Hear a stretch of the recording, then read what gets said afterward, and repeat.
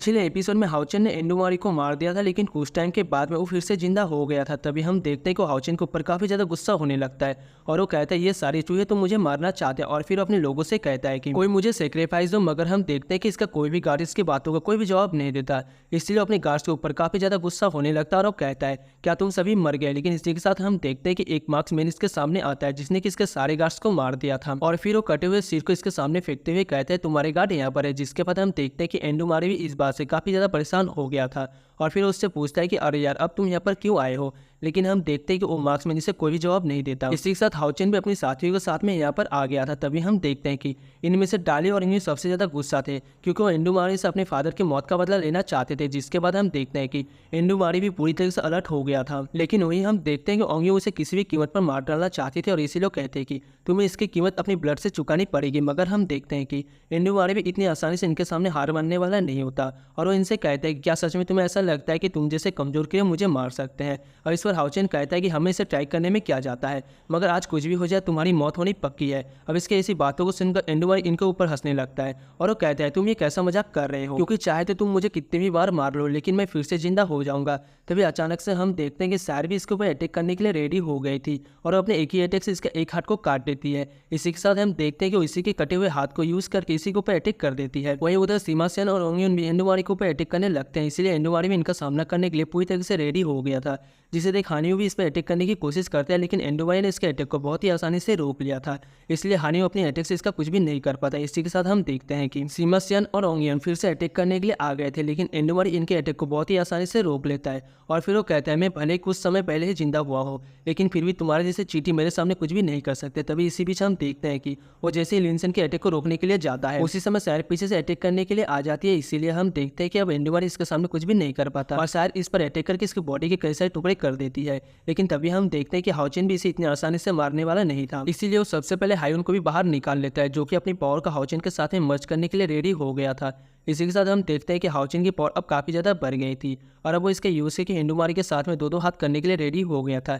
लेकिन वही हम देखते हैं कि इसके सभी साथी इसकी ऐसी पावर को देख हैरान हो गए थे। लेकिन इसी बीच हम देखते हैं कि एंडुमारी फिर से अपनी बॉडी को कनेक्ट कर लेता है, लेकिन वो हाउचेन के ऊपर भी हंसने लगा था और वो कहता है कि क्या सच में तुम्हें ऐसा लगता है कि तुम इस तरह से मुझे मार पाओगे। लेकिन हम देखते हैं कि हाउचेन की इसके बारे में कोई भी चिंता नहीं होती और एंडुमारी के ऊपर अटैक करने के लिए पूरी तरह से रेडी हो जाता है। अब इसे देख एंडुमारी भी अपनी पावर की यूज करके हाउचेन के ऊपर अटैक करने की कोशिश करता है, लेकिन हाउचेन ने इसके अटैक को बहुत ही आसानी से रोक लिया था और फिर उसके ऊपर अटैक करने के लिए भी जाने लगता है। जिसके बाद हम देखते हैं कि एंडुमारी भी इसके अटैक को रोकने की कोशिश करने लगता है और वो कहता है तुम मुझे कभी पूरी तरह से नहीं मार सकते। लेकिन तभी हम देखते हैं कि हाउचेन ने अपने अटैक से इसके बॉडी को काट दिया था और वो सीधे इसके पिलर के ऊपर अटैक करने के लिए रेडी हो गया था।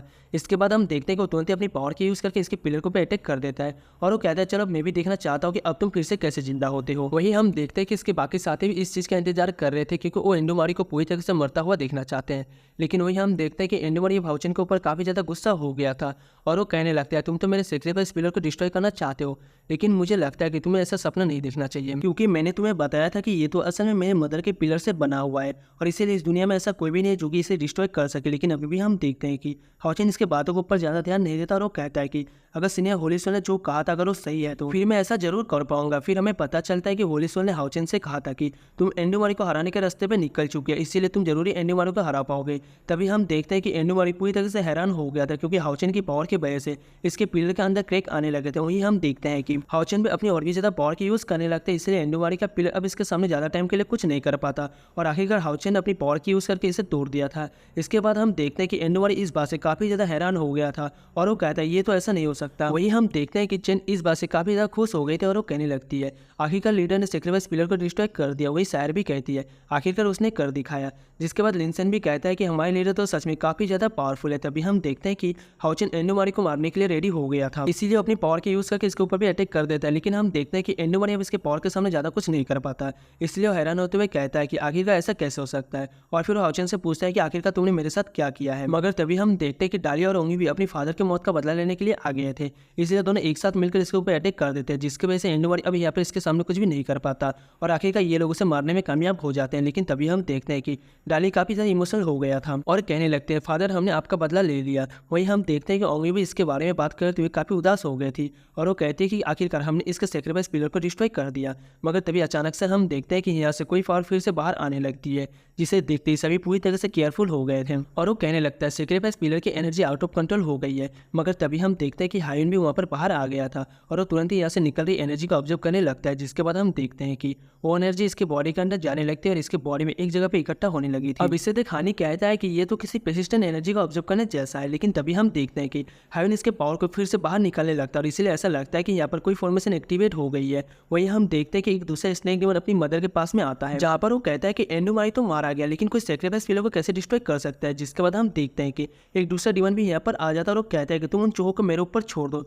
लेकिन तभी हम देखते हैं कि एक और डिमन यहाँ पर आ गया था, जो कि कहने लगता है वहाँ पर मुझे जाने दो, क्योंकि जो कोई भी मदर की बात नहीं मानेगा वो जरूर मरेगा। तभी हम देखते हैं कि इनकी मदर भी यहाँ पर आ गई थी, जिसके पास में बहुत ही ज्यादा पावर होती है और वो कहने लगती है तुम उन चूहों को अकेले छोड़ दो। फिर हम देखते हैं कि सनमून गॉड का नेस्ट यहीं पर होता है, जिसे देख के वो डिमन कहने लगती है अब सेक्रीफाइस का टाइम आ चुका है, इसीलिए हम इसे किसी भी कीमत पर मिस नहीं कर सकते। इसके बाद उनसे कहता है कि तुम अपने सेक्रीफाइस पिलर को जाके गार्ड करो।